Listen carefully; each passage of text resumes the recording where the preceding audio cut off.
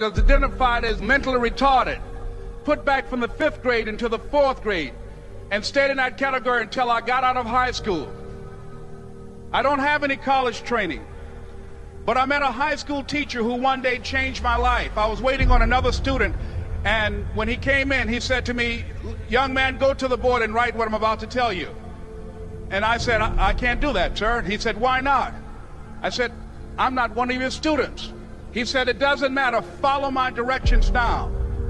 I said, "I can't do that, sir." He said, "Why not?" I said, "Because I'm educable mentally retarded." And he came from behind his desk and he looked at me. He said, "Don't ever say that again. Someone's opinion of you does not have to become your reality."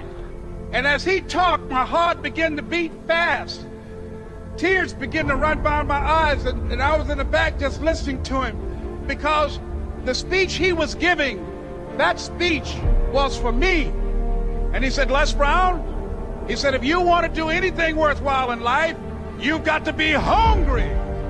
I told Mr. Washington I wanted to become a disc jockey. And so I started working to develop myself. He said, "I want you to practice every day being a disc jockey." I said, "But I don't have any job now." He said, "It doesn't matter." He said that it's better to be prepared for an opportunity and not have one than to have an opportunity and not be prepared. And as I was working to develop myself, I applied for a job as a disc jockey, WMB, on Miami Beach. I went to a guy named Milton Butterball. I said, "How you doing, Mr. Butterball? I'd like to get a job as a disc jockey." He looked at me, he said, "You have any broadcast background?" I said, "No, sir, I don't."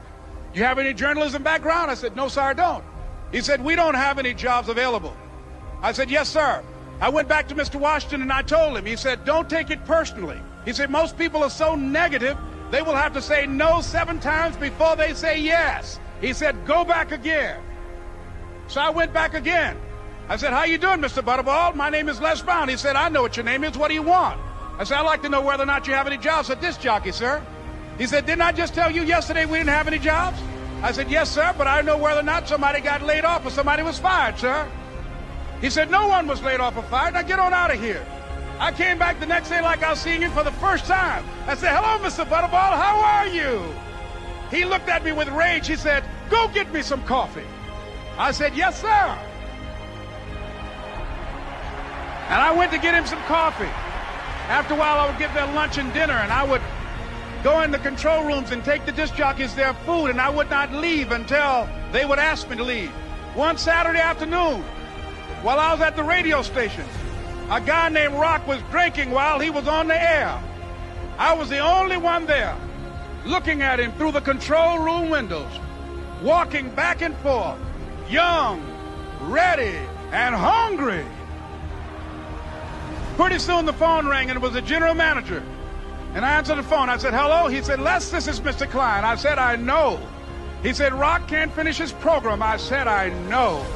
He said, "Would you call one of the other DJs in?" I said, "Yes, sir." I hung the phone up. I said, "Now he must think I'm crazy."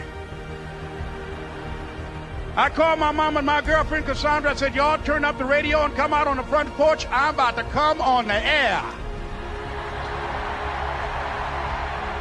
I waited for about 20 minutes, and I called him back. I said, "Mr. Klein, I can't find nobody." He said, "Young boy, do you know how to work the controls?" I said, "Yes, sir." He said, "Go in there and don't say nothing here." I said, "Yes, sir." I couldn't wait to get behind those controls. I put on an old Stevie Wonder record called Fingertips. I sat down behind that turntable. I said, "Look out, this is me, LB Triple P, Les Brown, your platter playing papa. There were none before me, and there will be none after me. Therefore, that makes me the one and only. Young and single and love to mingle, certified, bona fide, indubitably qualified to bring you satisfaction, a whole lot of action. Look out, baby, I'm your love man." I was hungry. I was hungry. You got to be hungry. Begin to know that you have greatness within you. And if just one of you here begin to envision yourselves as being blessed and highly favored to reach your goals, if just one of you capture the essence of what that means, that you have greatness within you and a responsibility to manifest that greatness, that you can make your parents proud, you can make your school proud, you can touch millions of people's lives And the world will never be the same again because you came this way. It was hard, ladies and gentlemen, coming to speak to people.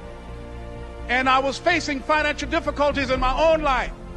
I was behind on my bills and my dreams, and I'm saying to them, you can live your dream. It was hard, ladies and gentlemen.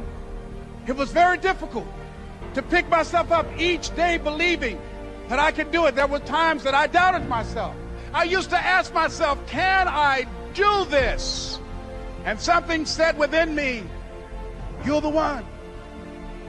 Don't give up on your dream. By continuing to push forward, by continuing to run toward my dream, that one day I would have my own talk show.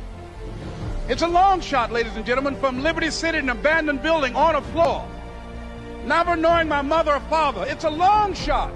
Being here with you today in this dome in Atlanta, it's a long shot. No college training, labeled educable, mentally retarded, but I kept running toward my dream. Don't stop. Don't stop running